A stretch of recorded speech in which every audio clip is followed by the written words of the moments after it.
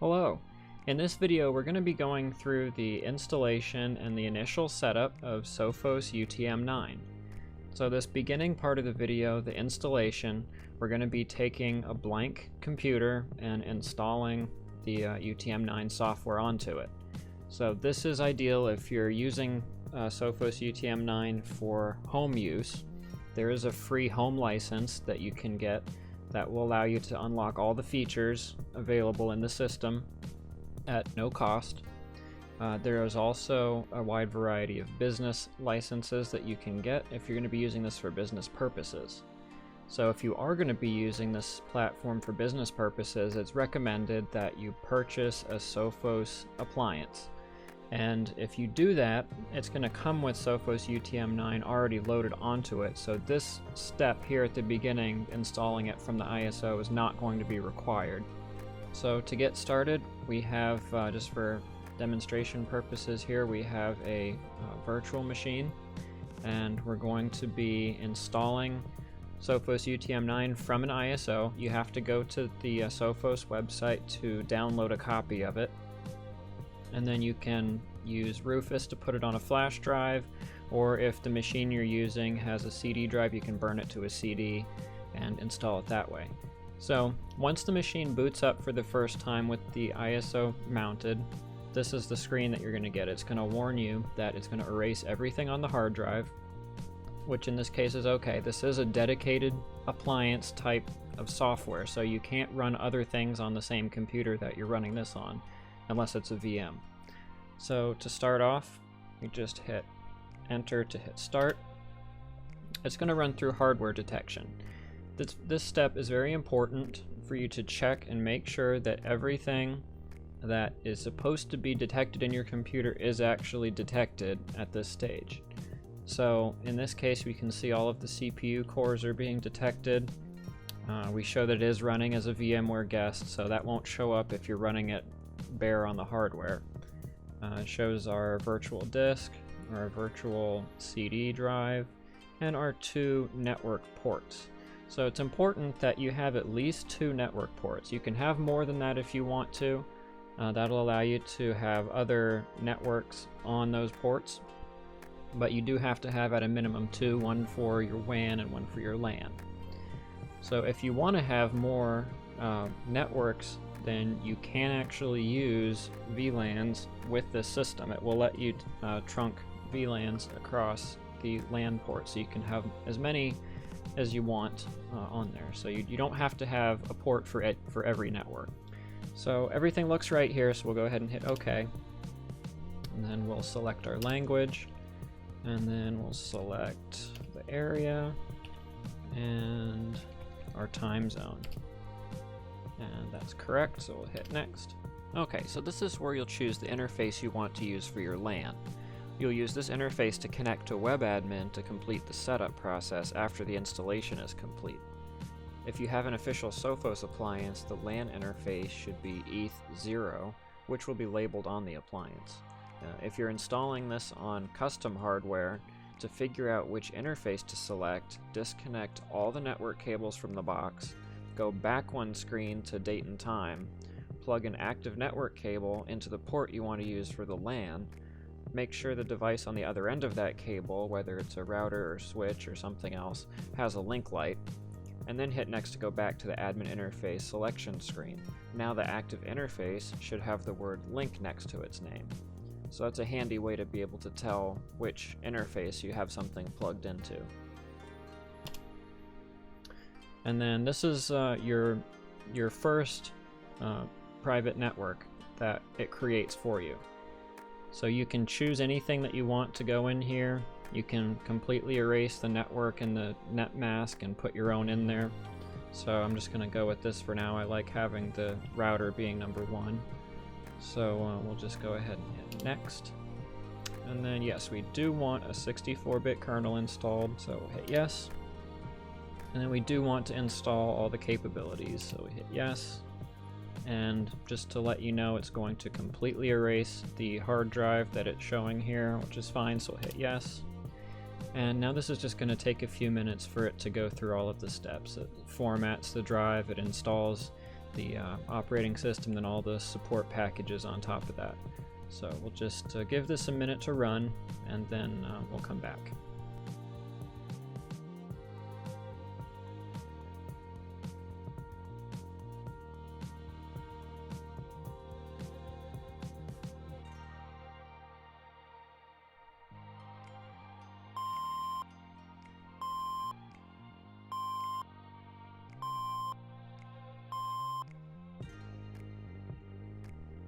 Okay, it's all done installing, so now it's letting us know that we have to remove the installation media and then hit reboot.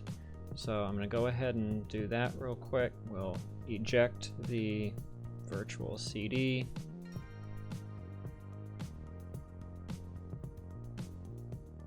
Okay, and then we'll just hit reboot.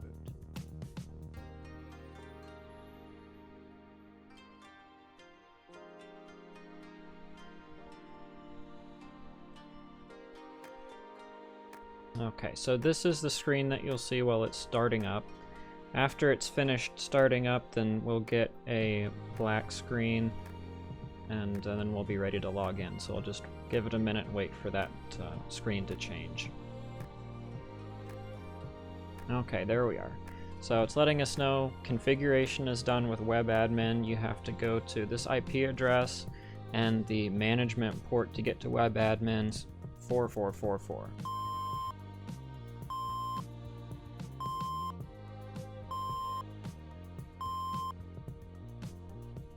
And that beeping you hear is just letting you know that the system is fully booted up and ready to go. That is actually a sound that will play over the PC speaker. So if you don't have speakers plugged into your computer, that's fine. You'll still get the notification that will play over the PC speaker. And that's something that's in common between a do-it-yourself build and the official Sophos appliance. They both will do that to let you know, in case, because most people would run it headless without a monitor, so that's just a nice indicator for you if you're near the machine to know when it's booted up and ready to go. So we'll go ahead and switch over to our test computer here. So the first thing you'll have to do is configure your network card to be on the same network that the UTM is on.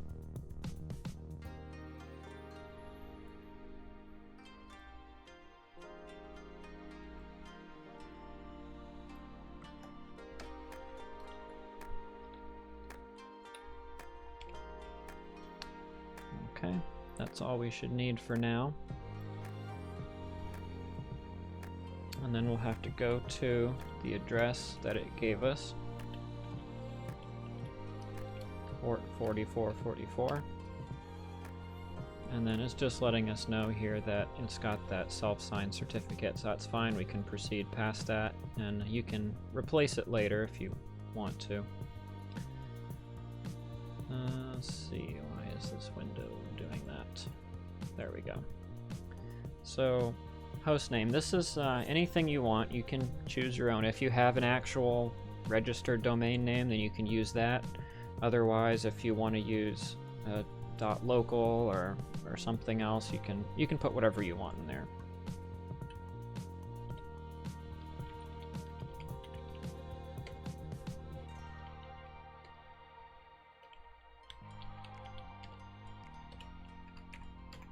So we'll just go ahead and fill out this registration information here. And it's not really a registration, but they use this information to generate the new certificates. Whenever you perform basic system setup, it'll generate web admin certificate, VPN certificates, and everything with your company name that you put in here and your city and country. So these fields may seem familiar if you've issued SSL certificates before. They're some of the same ones that they ask for. So you want to choose your admin account password. It's important that you remember this because it's what you're going to need to use to log into web admin here in a minute after we click on perform basic system setup.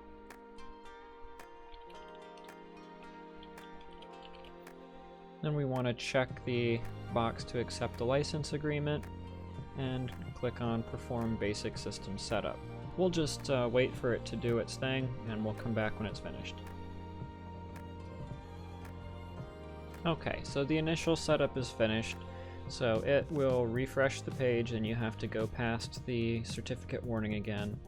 And I didn't show this in the other screen, but we can see if we do go to the certificate, it will have now our information that we filled in. So it is a new certificate that it generated, so that's what the information was for that it wanted in that other screen. So we'll go ahead and proceed past this. And this is your login window. So this is what you'll see anytime you try to log into WebAdmin. So the username is admin, and then the password is whatever you set on the previous screen. So if you have a backup, this is where you can choose to restore it. And that's one thing I have to give a lot of credit to Sophos about. The backup system is phenomenal. It works so well. I've never had a problem with it. I have had to use it a few times. It works across hardware. So if you have a home installation that you've been using for a long time and you decide you don't want to use the clunky old computer that you installed it on, you want to buy one of their nice sleek little hardware units, and then you get that in the mail and you go to set it up, you can export a backup from the home unit and import it into their appliance, and it'll pull all of your settings over. So the only thing that you'll probably have to do if you're changing models of hardware is to remap the network interfaces. But everything else copies over, all your certificates copy over your firewall rules, all that stuff. It's great, I love it. So we'll just set up as a new device for now. And this is where you will upload your license file. So in this case, we're not going to do that. We'll just use the trial license. You get 30 days with all the features unlocked just to play around with it. If you want to use this for home use, you can go to the Sophos website and register for a home account. It's free. You'll get a text file, which is your license key that you have to download, and then you will upload it into the UTM console. And it will unlock all the features for you. There are a few restrictions. You can only have up to 50 devices on your internal network, which for most home users, that's perfectly fine. You won't have more than that anyway. But all the features are unlocked. They block off some of the customizations with, in terms of branding and putting logos and things, but that doesn't really make too much of a difference. So for this demonstration, we'll just go with the trial license. So we'll skip that and just hit next. And this is confirming what we put in on the setup screen when we were booted off the ISO. So if you want to change this, you can change it here. So if you made a mistake when you were setting it up, you can update it now. I'm not going to do that. We'll leave it here. I like what it's at. We'll just go ahead though and enable the DHCP server, and then we'll change the start range. I like to leave a bit of a gap to assign static addresses in case there's a need for that, so it doesn't conflict with the DHCP range. So we'll hit next. And this is where you set up your WAN connection. So in this machine, we only have the 2 network cards, so it automatically selects the only remaining network card. So we'll use that, and then we'll choose standard Ethernet interface. If you have another type of internet connection, you can choose that option. If you have a cable modem, you would choose standard Ethernet interface. For address type, you can choose static and fill that information in if you're a business customer and you have a static address, or more commonly, if you're not a business customer and you're a residential customer, you'll have just a DHCP address from your ISP. So this should be a good configuration for our internet connection. So we'll hit next. And this is the initial set of firewall rules that it will automatically generate for you. So we'll go into that a little bit after we get through the setup, but for now we'll just turn on web and DNS, and that should be it. For security, we can turn off UTM responds to pings, and we'll hit next. Advanced threat protection is pretty cool. If you want to look into that, you can turn that on if you want to. We'll skip it for now. We'll also skip web protection, but that's essentially a web content filter. So you can block certain categories, and you can also scan all web traffic for viruses. I don't use email protection. My email provider has excellent email filtering, so no need for that. And this is our summary, so we'll just make sure everything is correct. It looks like it is. We did not install our license. Again, if you're doing this for home use, you can go to their website, get a home license, and install that. So that way in 30 days when the trial expires, you won't lose access to all the features. So you can do that later. You don't have to do it during this initial part here. We can update the license at any time after we've logged in. So we'll go ahead and hit finish. And now we're into the web admin dashboard. So this is the main screen that you'll see whenever you log in to web admin from now on, now that the setup is finished. You get a graph at the top that lists your bandwidth. It shows here the advanced threat protection little mini dashboard where it tells you if there are any infected hosts on your network. And your current system configuration shows you every service that's available and whether it's enabled or not. So we just have a basic configuration here with only the firewall on. And up in this top section here is your licensing and hardware information. So if you did have an official hardware appliance, it would tell you the model and the serial number. But this is installed on a VM, and it would show the same if it was installed on just any old computer. Then it shows you the subscriptions that you have access to and your uptime. Also shows your firmware version. Will let you know if there is a version update. You see your resource usage. You can tell your CPU, RAM, and disk usage. And today's statistics will tell you however many things are blocked and filtered down there. So some of the things that it does for you that you should be familiar with. The first one under interfaces. This is where you choose what interface will belong to which service. So if we edit one of those, you can change the physical interface that it uses, which in this case you can't because they're all being used. But if you had multiple, you could change them around or delete and add them. So what you want to make sure is on your WAN interface, it's set to IPv4 default gateway. If you don't set that, your internet access won't work in most cases. And then in our case, we have it set to dynamic, but you can undo that and have it set to a static address if you need to have that. And your internal interface is your internal network. You, in most cases, don't want to have this on dynamic. You would want to set your start address here. This is your address that the firewall will have, and it doesn't have to be one. I just set it to that because I like it to be that, but it can be any valid address within the range. And we don't want this to be the default gateway, so don't check that.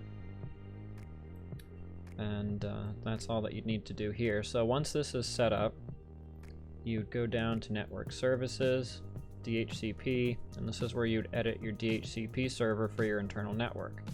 So this is the start address that we chose during setup. So if you end up not liking that or you want to change it to be something else, you can update that. Your firewall is a DNS resolver that is available to internal clients. So it's recommended that you leave the DNS server set to the firewall's address and don't change that. Also, the default gateway should be set to firewall's address, unless you have a good reason not to have it set that way.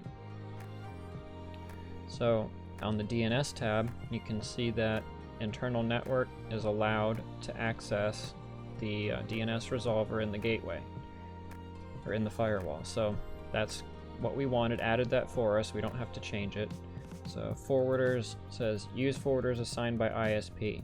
I usually don't like to do that. You can if you want to, but I usually don't. So what we'll do is hit the plus up here to add a new one. And then we'll just add Cloudflare DNS and hit save and then apply. So now anything on our internal network will try to send DNS queries to the firewall. If it doesn't have them internally, it will forward those requests to anything listed in here, which in this case is just our Cloudflare DNS. So request routing is a pretty cool feature. So what that lets you do is choose a specific domain and have it have it send queries about that domain to a different DNS server than what's set up in your forwarders. So you could use that if you have some internal DNS server and you want everything, every request for that domain to go to that server instead of the public forwarder. You could do that. You can also set up static entries. So if you have a printer or some other device's internal servers, you can set DNS entries for those here. If you do have a dynamic IP address assigned to you by your ISP, you can set up dynamic DNS service where it will update a DDNS service for you whenever your IP address changes. So that's really handy that that's built in. And they have a number of services that you can choose from. Okay, so now in network protection, the next important thing that you need to verify is under NAT. We need to have a masquerading rule. This tells this lets the firewall know that any traffic coming from the internal network that's destined to the internet should go out through this interface. So there are a few options within here. You can change the position. There's only one, so you can't really do anything here. But this is where you would choose if you had multiple public IP addresses assigned to this firewall. You could have different internal networks go out through different interfaces. So that's pretty handy. But if this rule is not there, then your internet will not work. So it adds it for you if you use the setup assistant at the beginning. But if you skip all that, then you'll have to add it manually. So firewall is what's next. So it does add, because we selected these during the setup, it adds DNS and web surfing, which is a few common web ports. So this should work for most use cases. This firewall is a deny by default configuration, so anything that's not explicitly defined in this list gets blocked or dropped. So we can see here that only DNS and a few of these web surfing ports are allowed. So if you're not terribly concerned with security for outgoing traffic, it really relieves a lot of headaches just to go ahead and get rid of these rules that it provides for you and just create one that says, where are we here, internal network, and then internet, and then service any, and allow, and we'll save that.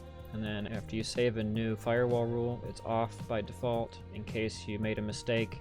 It doesn't mess anything up with the traffic on your network, so you can have a chance to verify it, and then to turn it on, just click on the little switch and it turns on. So this is a lot less restrictive, a lot less secure too, but if you're not too concerned with outgoing traffic in your network, like if this is being used in a home environment, it's a lot easier to set up this way at first. So this is just showing you that the internal network can, when it's requesting any service to the internet, it will be allowed. And inbound traffic is blocked by default, obviously, that's for security. So if you need to allow some traffic into your network, that's done under the NAT tab, which is where we found masquerading, but you go over to the NAT sub-tab here, and then click New NAT Rule. And so we don't want to have these predefined things in here. So how you would set this up is, if you wanted to do like a port forward, is, you know, popular terminology with consumer grade routers.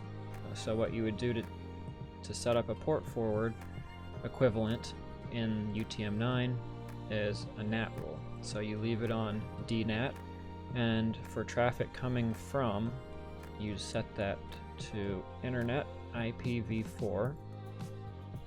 Using service would be the port that you want to forward. So if you had a web server on your internal network, you would choose HTTP. And then going to, I'm sorry I didn't mention this before, but these little folders here, if you click on the folder, it will open up the drag and drop menu so you can choose from a pre-existing object.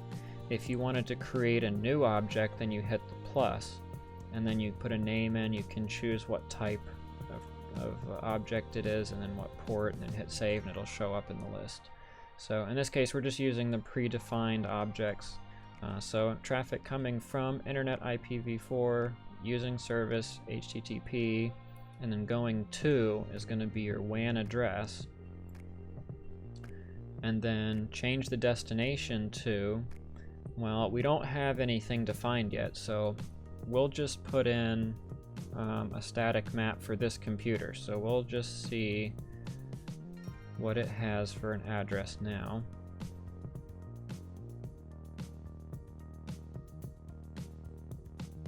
We'll go to the plus, and then you just name your computer and leave it on host. This is 192.168.2.5, and hit save. So if you're keeping the same service, then that's all you would do. You leave this one empty, and then you just would check automatic firewall rule and log initial packets if you want it to show up in the traffic log, and hit save. Confirm everything looks like it's correct, and then turn it on. And so that's your port forward. So any traffic now coming in on port 80 to your internet address is going to be routed to this test computer that you've set up. So now that we've actually done that and added this test computer, if we go up to definitions and users and go to network definitions, we can change the drop down to hosts, and this shows you all the hosts that we've added. So you can also create DNS entries if you want to make the UTM your primary DNS server for a given internal domain. Now, I don't recommend opening up the DNS resolver publicly to try to use it as an authoritative DNS service, but if you're wanting DNS service inside your network and you don't have another internal DNS server, like through an Active Directory server or something like that, you can use the UTM to act as a DNS server. So we'll go ahead and just set something in here. So that's going to be our host name. So we'll hit save. There it is. So now if we look up that domain name,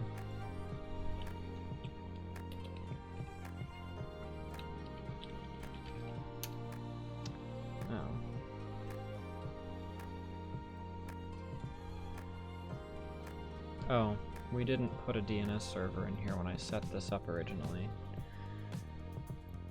Let's see, properties. Yeah. It doesn't have a gateway either. So if you do set this up statically, make sure to update the settings afterwards. Okay, well, let's give that another try. Yeah, there we go. So it resolved. That was the address that we put in. So you can use this as a DNS server inside your network if you'd like to do that. Let's go ahead and just make sure our internet works too. Yeah, there we go. Internet's working. And it's going. So yeah, so now we can see here the bandwidth graph is updating. So it will let you know how much bandwidth is going through the various interfaces. It's not going to show anything now because I just closed it, but if you click on one of these, it'll show you what is responsible for the bandwidth in each interface. So it'll break it down. Right now everything's just set to unclassified because there's not really anything going on, but it'll tell you HTTP or HTTPS, whatever's going on. It's not terribly detailed, but it does show you what kind of traffic is happening. Okay, let's see. Is there anything else we need to know about? I think that's pretty much it. So one last thing here, it'll show you on this main screen, it says one update available. So if you click on that, you can update to the latest version now, or you can schedule it. So this is really handy if you don't want to interrupt your network to do an update. So what you can do is hit schedule and then just choose, this is today, so we'll say tomorrow at 3 a.m. So now the update will run in the middle of the night when nobody's using the internet, and nobody should notice that anything happened. So something else that you may consider setting up is if you go to notifications, you'd want to make sure it already includes the email address you used when you set up the system earlier. But you'd want to check on notifications. Just make sure everything is set here that you'd want. So you may want to be notified whenever somebody logs in to the system, just to make sure that you know every time something like that happens. And it'll let you know if there's a failed login attempt for any of the services that you would log into. There's a lot here, and you can go through and choose what you want to turn on, and it'll let you know anytime one of these events is triggered. It'll just send an email right away. So that was what I was going to show at the bottom here. It will tell you via email when an update's available. So you don't have to log in and check all the time. It'll actually tell you in an email, that you have an update available. And then you can log in and either install it now or schedule it. And if you did make a mistake, you can always unschedule it, and then it's just in the queue, and it won't do anything unless you either hit install or schedule. And if you wait a while and don't do them, they'll just queue up, and then you can hit update to latest version, and it will install all of them in the correct order to make sure that nothing gets messed up. So if you do ever need to restart or shut down, that's just a simple button here. You would just click on it, and then it gives you a confirmation.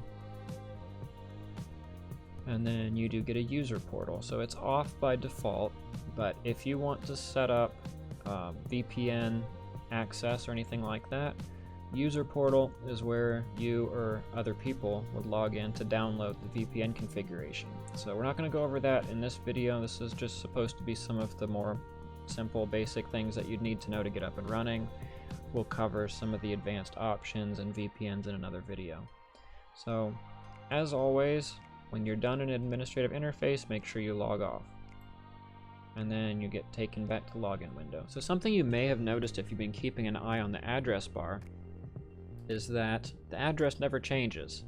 Whenever you click on different options, it's always this. It never changes. So the reason that is because this entire system is JavaScript based. So it doesn't act the way that you would expect. So you can't use the back and forward buttons, and you can't use the refresh button up here in the browser.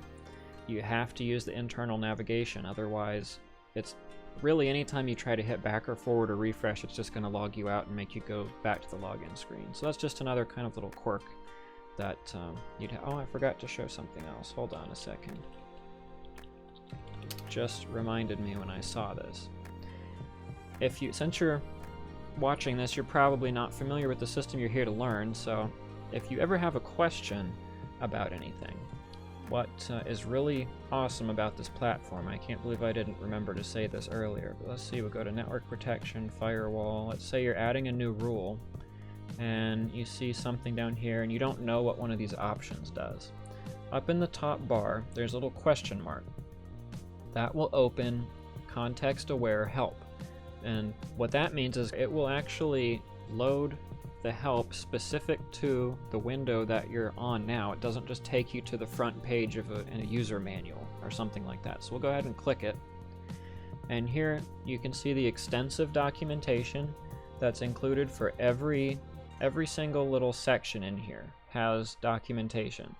So you can see here, what the service does, what the action will do, if you need, specification on that. It'll show you about the live log, anything like that. You get, very detailed information about it. The same thing if you go to masquerading and you hit the question mark. It tells you what that's for. It's a special case of SNAT. So it'll explain what it does. It tells you how to fill it out. It tells you what each option does. So it's amazing. I love their help. It saved me so many times when I wasn't sure what something did. You don't have to stop and Google it or call support or something. You just hit the little question mark, and it's actually useful information that's in there. So that's great. So something else that you may need, since we're up in this bar, is if you're on a screen that has information that can be updated, then it'll refresh on its own after some predetermined amount of time. I think it's 15 to 30 seconds or something like that. But if you're trying to keep an eye on it and you want it to update more often, you can just hit this, reload, and it will, it says right in the little tooltip there, it'll reset unsaved changes and refresh the current page, since you can't actually use the refresh button at the top, because like I said, if you click on that, it'll just make you log out. So I think that covers everything now. We'll go ahead and hit log out there. So this should be everything you'd need to get up and running from scratch, just fresh install system. Or if you bought a UTM appliance, a Sophos appliance from Sophos, then everything after the installation part would apply, where you would set up, do your license, and do the initial setup and the firewall rules and everything. So this should be everything you'd need to know to get online. If you have any questions, just contact us. We'll be happy to open up a support case for you. If you'd like us to walk you through the setup, we are available to contract out to set this stuff up. We highly recommend Sophos products. They're amazing. Been using them for years, and they're rock solid. Excellent interface in my opinion, and just the system reliability is excellent. I've never had a problem. So that should do it. So thanks for watching. Again, if you have any questions, just let us know. Contact information is going to be in the description. All right, well, thanks for watching, and have a great day.